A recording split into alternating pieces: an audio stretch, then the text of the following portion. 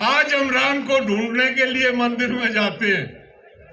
एक पंडित जी कहता है पानी चढ़ा दे, भाई पत्थर की मूर्ति है, ये तो वहां मकराना बनती है, एक कारीगर ने बनाई थी।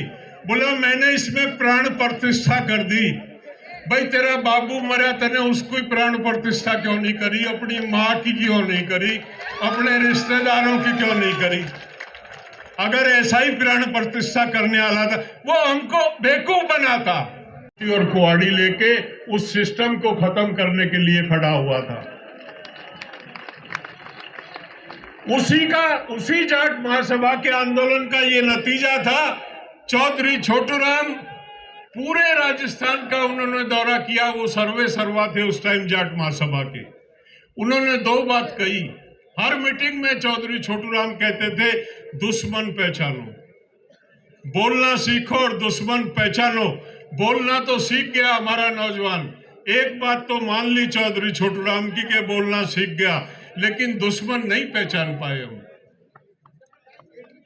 आज हमको अपना दुश्मन पहचानने की जरूरत है कि हमारा दुश्मन कौन, हमारा मित्र कौन है, हमारा शत्रु कौन है। अगर उस पे हम काम नहीं करते हैं तो ये कौम कभी आगे नहीं बढ़ सकती।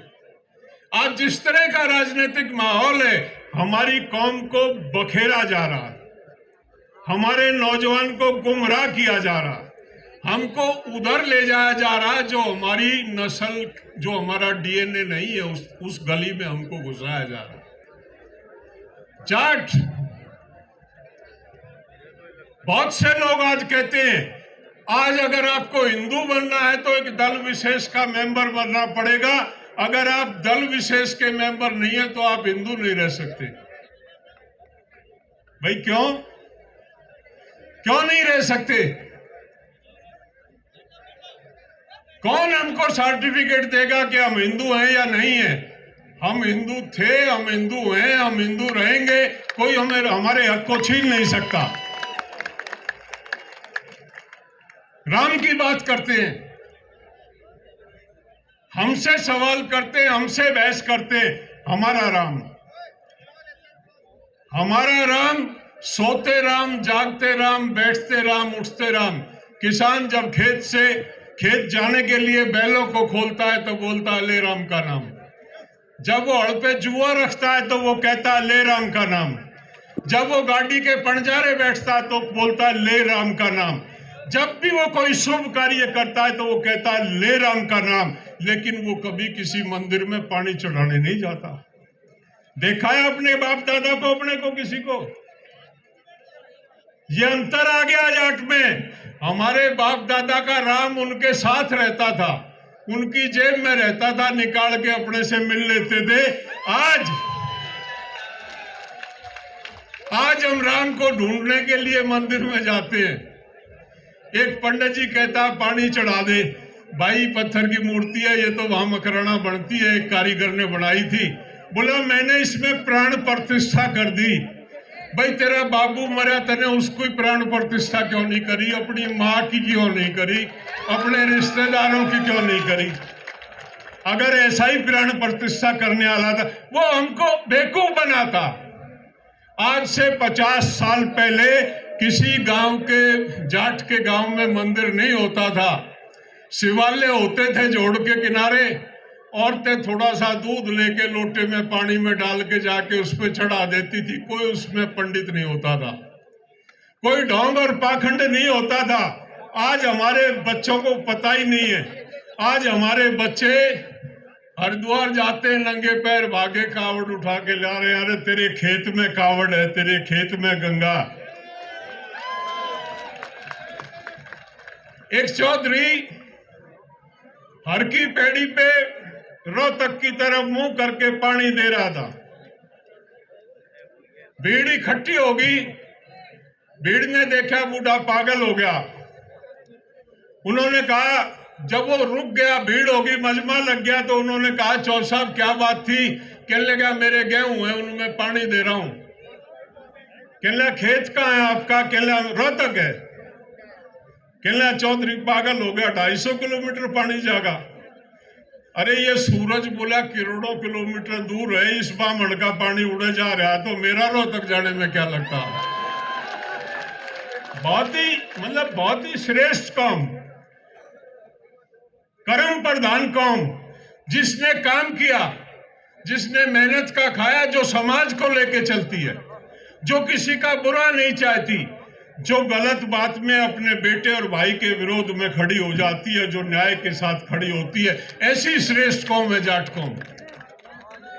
कहां जा रहे हैं हम, किस दिशा में जा रहे हैं, कौन सी दिशा हिंसा हमारी कौम में बनी है, इसमें एजेंडा है सामाजिक कुरीतियों का। इसलिए बोल रहा हूं राजा राम जी कि इस पे बोला नहीं कोई।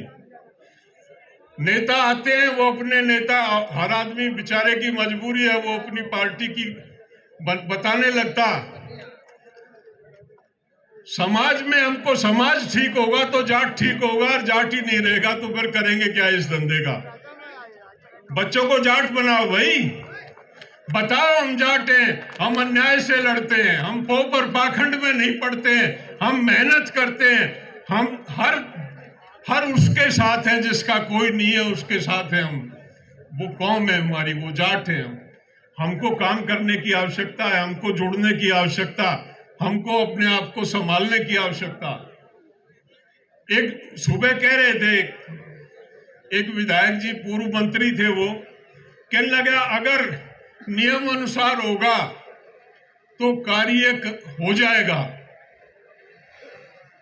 अरे आपको नियम तोड़ने के लिए भेजा विधानसभा में, जो नियम हमारे अनुसार नहीं, जो नियम हमारे अनुसार नहीं है उसको बदल दो, इसलिए विधानसभा बनाई जाती है। क्या होता है नियम अनुसार नहीं होगा, लेकिन कमजोर नेतृत्व तो ऐसी बातें करता, नियम बताता। कहीं ना कहीं आपका दबाव कम, लाखों जाट बैठे हैं और नियम बताया जा रहा है। हम देवीलाल जी के साथ रहे, मुझे देश के जो क्रीम थी उनके साथ रहने और सीखने का मौका मिला मुझे।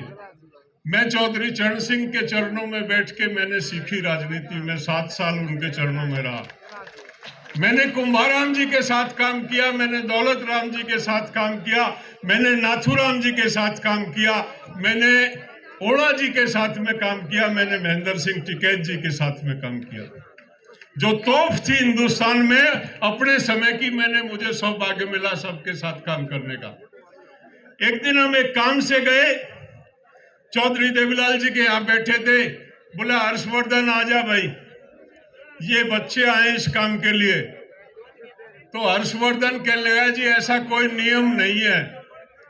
कहने लगा वो नियम जो नहीं है ना उसको ले आओ, उसको बदल देंगे हम, काम तो यही होगा जो ये कह रहा है। ऐसा नेता चाहिए हमको, ऐसा नेता चाहिए इस कौम को, जो इस तरह से कौम की मजबूती के काम करे। आपको चुन दिया हमने, विधानसभा भेज दिया, आपका दायित्व है। गलत सही क्या होती है, हम कोई सूरज चांद तुड़वा के थोड़ी मंगा रहे हैं। हमारी गली नाली मोहल्ले की जमीन की छोटी मोटी समस्याएं, कोई बदली है, कोई थाने तहसील का केस होगा, नियम क्या करेगा उसमें? तेरा काम ये है तू फैसिलिटेट कर लोगों के साथ। तो ये इस तरह की बातें करना हमको बिल्कुल एकदम से बड़ा, कहीं ना कहीं जब दबाव कम होता। हमने आंदोलन चलाया 13 महीने दिल्ली में। जब दिल्ली में आंदोलन कर रहे थे तो हमने घेराबंदी कर ली, 8 नंबर फेल हो गया हमारा, दिल्ली जयपुर रोड। दिल्ली जयपुर रोड का जुआ पकड़ने के लिए कोई तैयार नहीं हुआ। मैं मीटिंग में बैठा था संयुक्त किसान मोर्चे की, मैंने कहा भाई ये बड़े बड़े नेता हैं, पहले तो हरियाणा जो पड़ता है इस बेल्ट में ये योगेंद्र यादव देखेगा, रेवाड़ी क्षेत्र इसका पड़ता है, फिर अलवर वाले देखेंगे, उसके बाद हम आगे वालों को दुखी करेंगे। तो उन्होंने हाथ उठा दिया कि हमारे बस की बात नहीं है। मैंने कहा नहीं है तो इसको जाट महासभा देखेगी, इसको चौधरी राजा राम देखेंगे। 13 महीने राजा राम जी वहां बैठे रहे। इतिहास में पहली दफे नेशनल हाईवे नंबर 8 13 महीने बंद हुआ। ये जाट है, ये जाट की ताकत है, ये जाट का संगठन है।